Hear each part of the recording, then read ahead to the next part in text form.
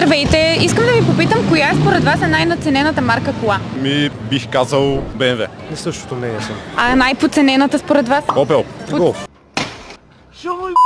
Най-лучия съм.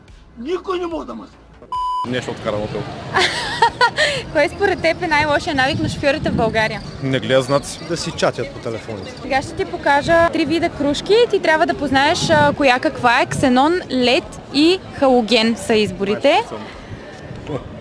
Лед, ксенон и... И халоген е третия вариант. халоген. Той остана. А според теб?